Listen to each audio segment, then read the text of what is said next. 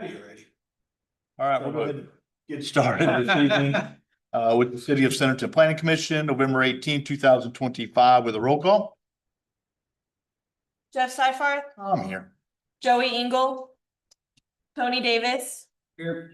Craig Langford, Ben Lewis, Devin Murphy, Here. Curtis Ramsey, Here. John Sessoms, Here. Brandon Swoboda. Here. All right, first thing on the agenda this evening is the approval of the minutes from our meeting of 11/4/2025. Donna, motion to approve the minutes from 11/4/25. Second. Motion is second. Is anyone opposed? Next on the agenda is the ratification of the admin approvals. There's one home occupation, looks like some services offered for some concrete coating. Any questions or comments from any of the commissioners or staff on the home occupation? If not, then I would entertain a motion for the ratification of the admin approvals. Move. Second. Motion and a second. Is anyone opposed? All right, under new business this evening, one thing on the agenda, and that is also a public hearing. This is for conditional use 2519, the Hagerman Pool House, ADU. It's at 1500 Providence Court. It is zoned R1. It's a 1 acre lot, lot 77 of Versailles. Is the applicant here to give us a quick overview of what you're planning to do?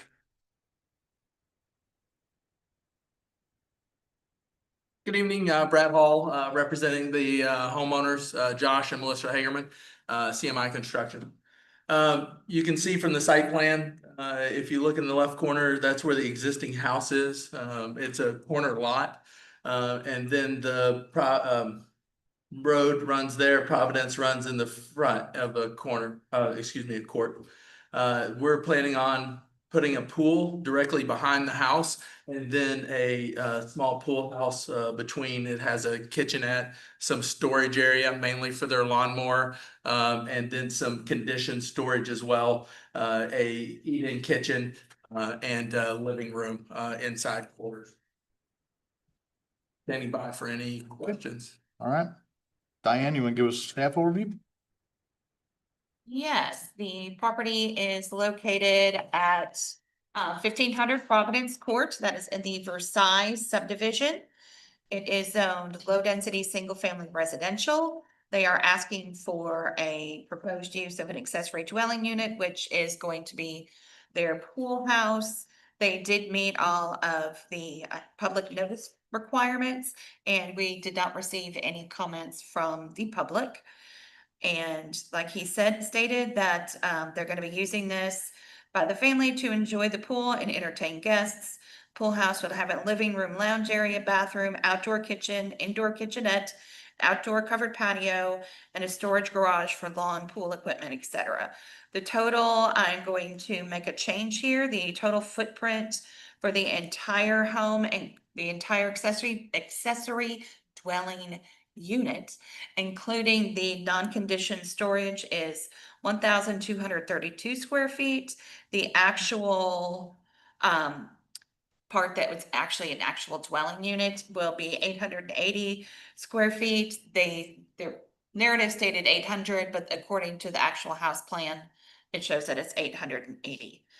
Because the pool house does contain a kitchen and a bathroom, it is classified as an accessory dwelling unit because it could be habitable. And the property is 1 acre and lot 77, like I said, in the Versailles subdivision. Per Title 14, accessory dwelling units must be conditionally approved.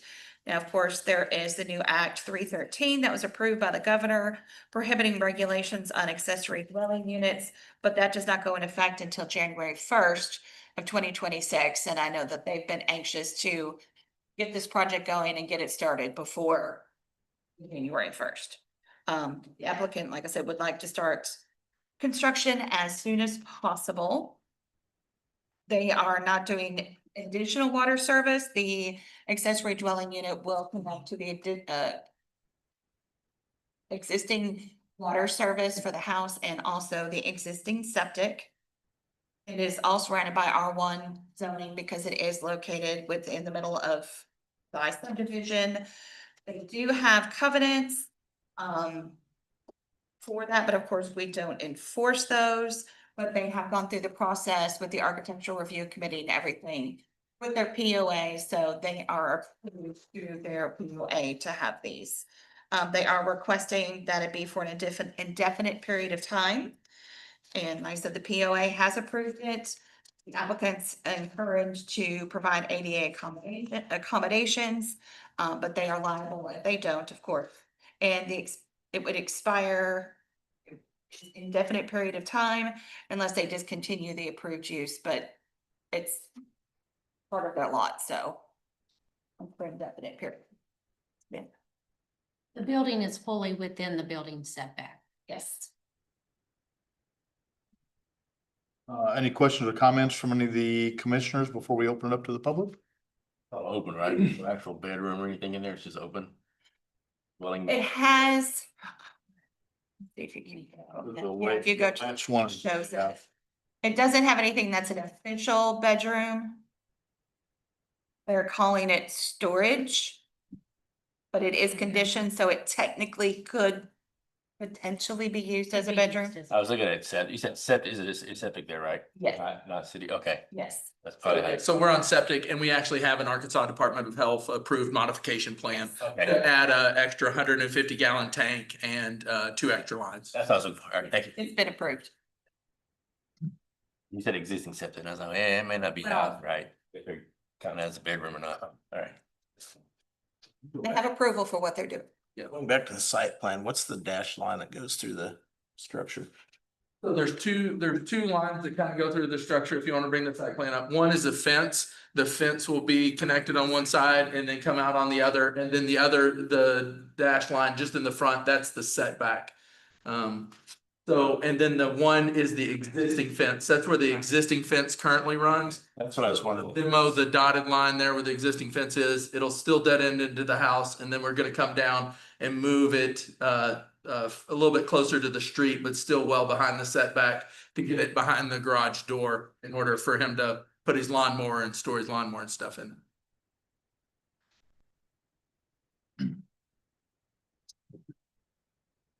Any other questions? If not, then I would entertain a motion to open the public hearing. It's Tony, I make a motion to open public hearing CU 25-19. Second. Motion and a second. Is anyone opposed? We are now open to the public. If anyone wishes to speak, have any questions, comments that you'd like to share with the planning commission in regards to the conditional use 2519, we'd ask that you come to the podium, state your name, address, and any questions, comments that you might have. Second call for anyone that wishes to speak. And third and final call. And I would entertain a motion to close the public hearing. John, a motion to close public hearing for conditional use 2519. Second. Motion is second. Is anyone opposed? All right, if there are no additional questions or comments from any of the commissioners or staff, I would entertain a motion for conditional use 2519, the Hagerman Pool House ADU at 1500 Providence Court. It's John, a motion to approve conditional use 2519. Second.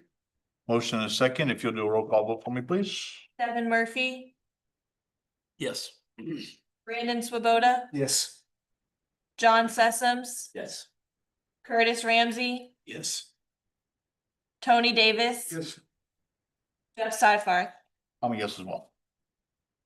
Thank you. Under announcements, we do have a scheduled meeting for 12. Bless you. Thank you. Meeting scheduled for 12/2. If you can't be here, make sure that you let us know. We do have some agenda items in December, so it looks like, bless you, we'll have both meetings at this point, so just kind of prepare that since it's a busy month. I will see you before the next council meeting, and there's a tech review meeting the 20th. Which will probably be canceled because I checked with the other planners and there's not anything that needs tech review, so. All right. Anything else from staff? I do want to just give you an update on Warren Estates that was in the county and was approved the last month and went through our final process. And that was per a discussion between Benton County Planning and Centerton Planning. And then we verified before we went through the process back in July, I guess they submitted like 8-4 or something, 8-2. So we went through the final inspections, everything, brought it to you all approved, we took it to council. They tabled it, but then they scheduled a special meeting to approve it so that we could finish it. And the new director of Benton County Planning raised concern about Centerton approving it with the ETJ no longer valid. So it is now going to be put on their agenda for approval. So we are in the process of doing a courtesy review for this and sending them all of the documentation. So just want to let you know, that's the last one. We have another one that we are assisting them with, but we will not do the final. They had started construction, but they weren't right at the end of being done. And Yeah. I thought it was in the county. I thought it was in the county. They had an option to do county or city. Not anymore. Anymore. No, as of July, was it, no, August fifth, I think they were. It has to go into the jurisdiction. Yeah, and they And took this was a little bit gray because we had started it and done everything and county wanted us to do it. And then I think they changed their mind literally at the 11th hour. Yeah. Just wanted to give you an update on that. Yeah, because they had turned in their final plat like either right before or right after the ETJ removal was approved, so. All right. It's good for us. Everybody have a happy Thanksgiving, and I would entertain a motion to adjourn. So move. Motion and a second to adjourn. Is anyone opposed? Guys? I think Bill opposed. Thank you, Bill. Opposed. Stay here. That's probably the one usually good. Good, this man on there. It's maybe having a law chair. Have a go, man. It stops. Oh. I had to hit stop share. Thanksgiving, guys.